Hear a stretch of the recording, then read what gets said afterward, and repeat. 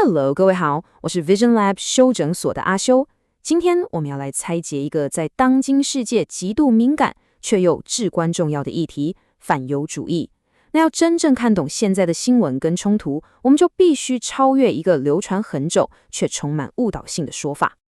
沒錯，這個問題呀，正是許多人心中的疑問。我們看到新聞上各種激烈的政治辯論，社群媒體上一團混亂，但背後的原因好像總是說不清楚。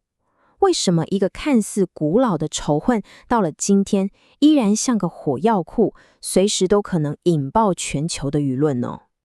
好，為了有系統地把這個複雜的問題講清楚，這次的分析我會帶大家走過5個步驟。首先，我們會一起打破一個常見的迷思，接着我會點出一個學術研究上的巨大盲點，然後我們會揭開一個深藏在文化底層的神學藍圖，再來看看它是怎麼在今日的政治中發酵。最後，我會提供一個更清晰的思考框架，幫助你我理解這一切。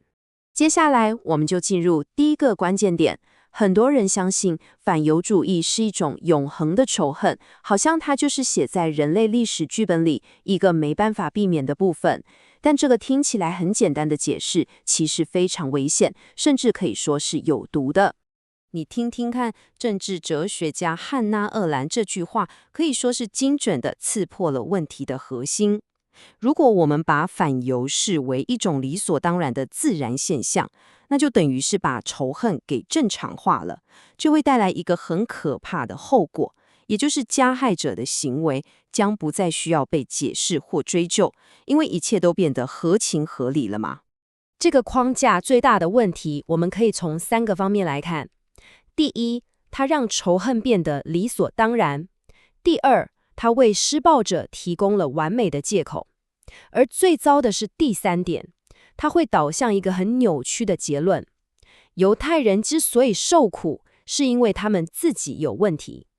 你沒聽錯，這種論調早在1894年就出現了。它透過一種很巧妙的邏輯轉換，讓大家把目光從加害者身上轉移去檢討受害者。這就引發了另一個更深層的思考。我們在研究反猶主義的時候啊，其實長期以來都存在一個巨大的盲點。這個盲點讓這個領域的研究跟其他像是種族歧視的研究走上了一條完全不同的路。你會發現一個非常有趣的學術對比。在反猶主義的研究中，幾十年來的焦點幾乎都放在加害者身上，我們去分析他們的文宣、他們的意識形態。但在種族主義的研究中，核心卻是受害者的真實生活體驗。這就造成一個很弔詭的現象，在所有關於反猶的討論中，猶太人作為一個活生生的人的感受，他們的恐懼、痛苦，在歧視下的日常掙扎，反而常常是缺席的。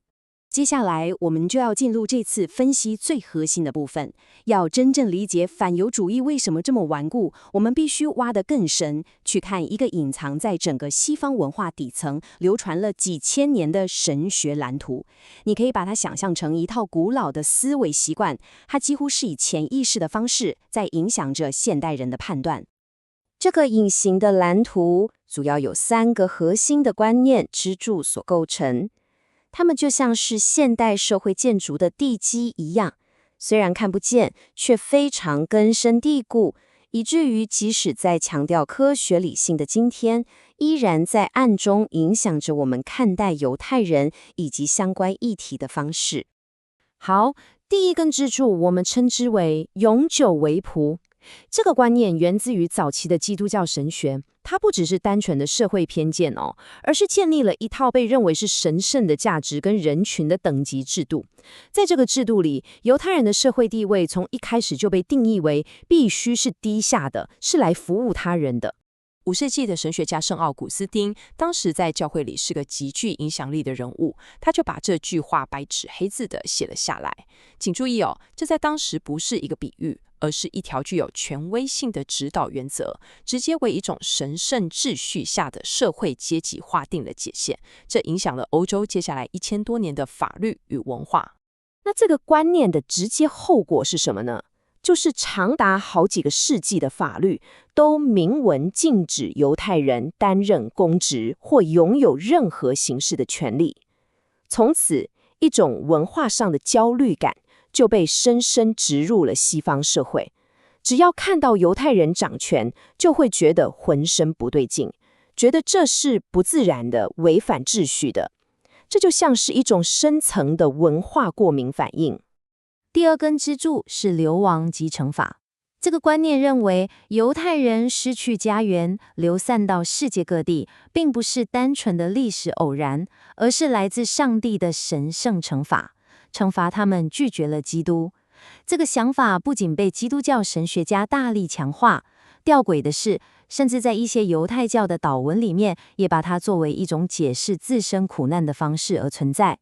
這個神學觀念的影響力到底有多大？它一直延續到20世紀。在1904年，當現代猶太復國主義之父赫茨爾去尋求教宗庇護實事支持的時候，他得到的回答幾乎就是這個流亡及懲罰邏輯的翻版。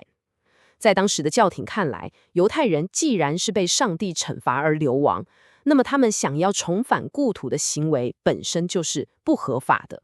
這也解釋了為什麼直到今天，以色列這個國家的生存權本身會受到如此獨特而且嚴厲的審視。其他國家少數需要天天去證明自己為什麼能夠存在，這背後運作的很大程度上就是那套古老的認為猶太人理應處於流亡狀態的思維慣性。第三根，也是最惡毒的一根支柱，是猶太人即殺手。這個標籤最初源自於弒神的指控，也就是認為猶太人要為耶穌的死負起集體責任。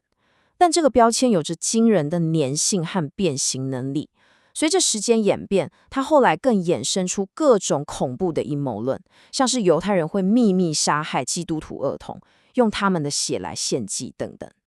這個古老的指控生命力極強，在當代的政治衝突中，它經常被回收再利用。你會在很多反以色列的政治漫畫或文宣中看到以色列士兵或猶太人被刻意描繪成殺害巴勒斯坦兒童的惡魔形象。這其實並不是一個新的發明，而是在觸動一個深植於西方文化記憶中那個古老的殺手符號。好了，當我們腦中有了這三個古老的藍圖之後，我們再回頭來看今天的新聞，就會發現很多事情其實都是他們在現代政治舞台上的回響。我們可以觀察到一個很有趣的現象，就連保護猶太人這件事都變成了一種政治工具。比方說，拜登政府的策略是把反猶和其他歧視綁在一起，建立一個受害者聯盟。同時暗示威脅主要來自右翼，而川普的論述就更加家長式了。他承諾提供保護，但前提是用你的選票來交換，同時將矛頭明確指向左翼。在這兩種論述中，保護都變成是有條件的、有特定政治目的的。這其實也呼應了永久未卜的邏輯。猶太人的安全需要依附於更強大的政治力量。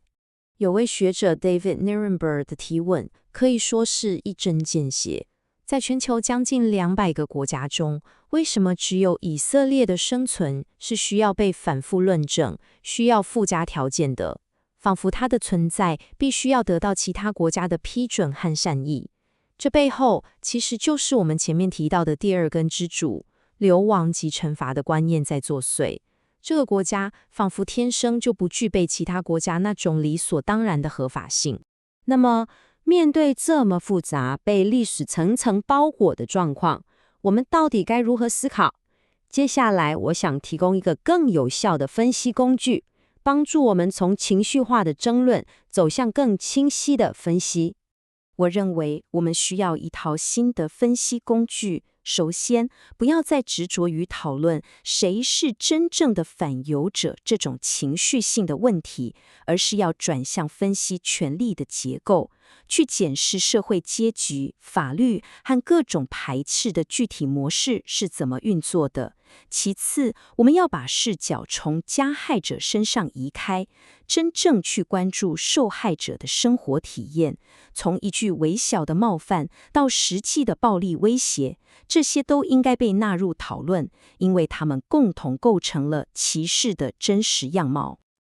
最後，我想留下一個問題，讓大家一起思考。